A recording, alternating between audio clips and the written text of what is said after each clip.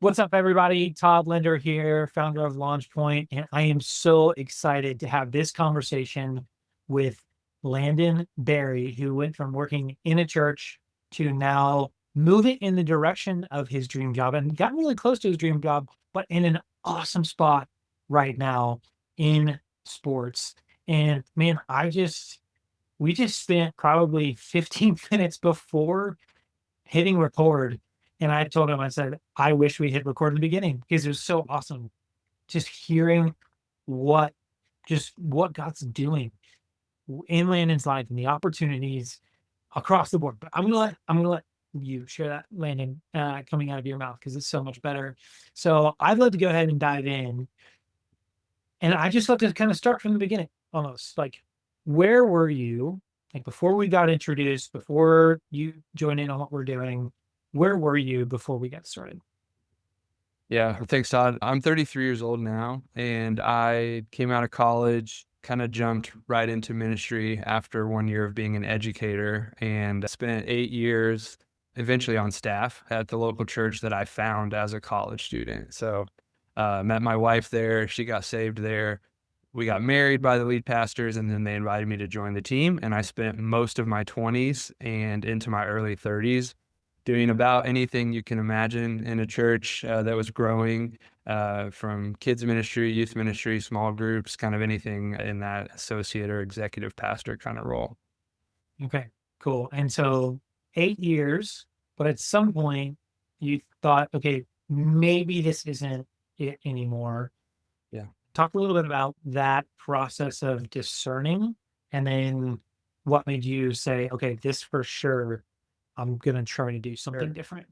Yeah, I would say it's a long conversation to fully dive into, but the church that I was a part of had quite a bit of transition. It's not something I need to get into, but I feel like I really felt conviction from the Holy Spirit that I wasn't just going to try to make a transition because things were difficult. And so ministry got hard the last couple of years that I was in my role. I didn't want to just leave because it wasn't easy anymore, but truly giving it my best shot. And I ended up making the transition at the end of 2024, so about a year and a half ago. And really, that process started with me in the beginning of 2022. And I thought that it was kind of just my flesh telling me to quit. And so I kind of suppressed it. And then in really the beginning of 2023, God brought it back up again, started talking to my wife about it a little bit. And I even introduced it to my lead pastor, who was my direct report as well. And he kind of pushed it down and said, "Hey, things are just tough. Let's kind of keep pushing through." And then really at the beginning of 2024, almost 2 years later, out of a season of prayer and fasting at the church, 21 days, I felt resolute, like the Lord had a transition for me for sure. Didn't know when that would be, but I told my pastor at that point in February of 2024. And then I started looking into different jobs with no luck. And I reached out to you, Todd, in that summer of 2024 to begin that journey. Yeah. And I really love that part of your story because similarly to mine, and I think a lot of people, there's a long discernment period typically before anything happens in terms of like the switch. So if you're sitting here watching this and you're in that discernment process, like that's good. And if it takes a long time, that's okay because it can take a long time. And for Landon, it was almost like a year and a half to 2 years. Same thing for me. So I think that's good to be in that process. So you reached out. What was the tipping point that made you reach out? Honestly, I heard about you from a mutual friend, someone who is one of your recommended companies that lives here in Kansas City where I'm at.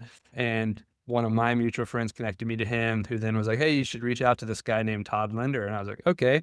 And then we got connected. It was honestly out of a fear of, I don't know how I'm going to find a job, to be honest. And so I think that I didn't know how to translate any of my experience. I think I kind of knew what I wanted, but didn't fully know how to articulate that. Definitely didn't know how to tell other people what I wanted or what I was good at.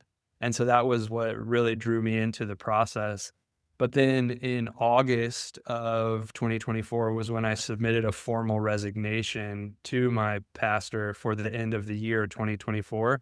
And that made things feel real. And I think that's about the same time that I officially joined into Launch Point. Okay. Yeah. And so we were having conversations. What made you pull the trigger and say, okay, I'm gonna get Todd's help. I'm gonna start working with LaunchPoint on this job search? I really just didn't trust myself to be able to find a job that for a family. So I was like, I need some help. Yeah, but Yeah. fair enough. Fair enough. And I'd love to describe where you to describe a little bit of where you are now, but this is a unique experience even for me, is because most of the times when I'm doing these types of interviews, it's like a week or a month after, maybe 2 months after you've been in another job. You've been in this job for a year and a half, so a lot of things have played out since then. So, how would you describe where you are now, a year and a half after the transition? Yeah, I think I could take that a couple different ways. What was funny is about 3 months into starting this job, I got recruited then to do a different job, which I ended up not getting, but I applied for and interviewed for. And then throughout the last year and a half, I've probably pursued 4 or 5 different opportunities that are very similar. I'm the general manager of a sports facility, so I've been looking for athletic leadership positions, but nothing has kind of been the right fit for me. So I've just stayed steady and been building my experience and even growing in responsibility and compensation since the time that I've started here, which has been fantastic. But probably the best benefit for me really has been change of life, season of life, just in terms of rhythms and routines that I have within my marriage and my parenting. Like I was just telling you before we started, my wife and I, we actually just celebrated our 10-year anniversary yesterday. So we have a 2-year-old daughter, and I'm now working strictly 40, maybe 45 hours a week, set my own schedule. I get to choose when I want to work. We can work at the sports facility a couple days away from it. I pick my daughter up from daycare every single day and I drop her off, and I love that time with her. And my wife is a lot less stressed out. Our marriage is a lot more just free flowing. There's more joy and peace in our home, not even just because we have more compensation and money, but just because our life is more in a stronger routine. And so I just feel very blessed and fortunate for this season. Not that I'm not working hard or that I'm not trying to pursue growth and future opportunities and responsibilities, but just this season has really been a breath of fresh air for me on a personal level, and that's been very good. God's been very faithful in that regard. I love it, man. And then, if you'd be willing, I'd love for you to share a little bit about your experience with getting back into church ministry, Absolutely. which I've I have so many conversations with people who I think believe that if they quit their W-2 job, it's over Yeah. and they will never serve Yeah. again in a capacity that makes them have similar feeling about themselves or similar experience. I'd just love for you to share a little bit about what that transition has been like for you. I honestly think that maybe this could be where I could add the most of anything in the conversation, hopefully. Because I love the local church and I love making a difference for the kingdom of God. I love being a part of discipleship and seeing people get saved and move forward in their faith. And I think one of the biggest hesitations maybe I even had in this whole journey of leaving ministry and into the marketplace was exactly what you just described. Like, can I still be used by God? Am I forfeiting my calling? Am I gonna not be hearing the words, "Well done, good faithful servant," at the end of this life? And that's probably part of the discernment thing we were talking about earlier, where it took 2 or 3 years to finally make that change. But when I made the transition, we really felt resolute, my wife and I, to stay in the church that we were leading at as staff. And we really tried. Unfortunately, it just didn't work out. It wasn't the best thing for the church. It wasn't the best thing for me.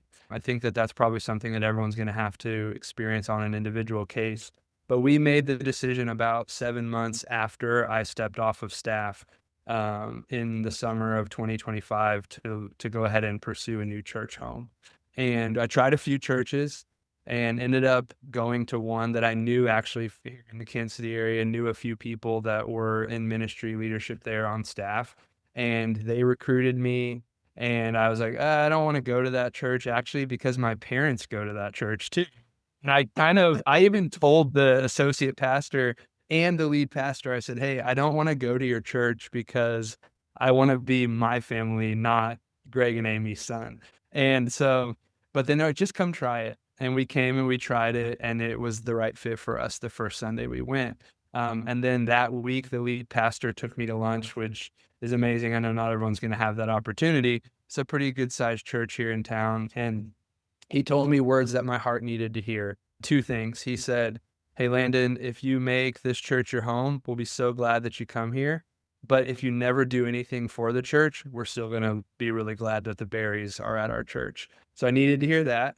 The second thing that he told me, which I think I needed to hear even more, was also if you ever want to be used by God and lead at our church, you won't be missing out on opportunities. Those will always be in front of you. And so we took a couple months and just hung out. We went through the growth track and still kind of sat on the sidelines. And then my wife and I slowly started to serve on Sunday mornings a little bit. We've now been at the church for about a year. We've helped at the youth group a little bit, but kind of even eased into it a little bit. And then we joined a small group, which has been awesome with other kids joining our kids. We really have made even better friendships than I had when I was on church staff. And God has just been really good in answering that prayer. It's really blessing my wife too, because she had a hard time making relationships when I was a pastor. And I'm seeing my daughter make friends in church. And then I've actually already stepped into a couple of minor leadership roles at the church too. And it's filling that peace in my heart that I feel like God has gifted me to build a local church, even if I'm not getting paid to do so. Man, it's so, I mean, the word I used earlier before we hit record was just so beautiful to see that. And I love that you said, you're like, it sounds bad, but like your marriage is healthier, better friendships, deeper friendships, still getting to serve, making more money, working less, more joy and peace at home, more time with your daughter, better rhythms. What a gift. Yeah. So beautiful while still getting to have these leadership opportunities.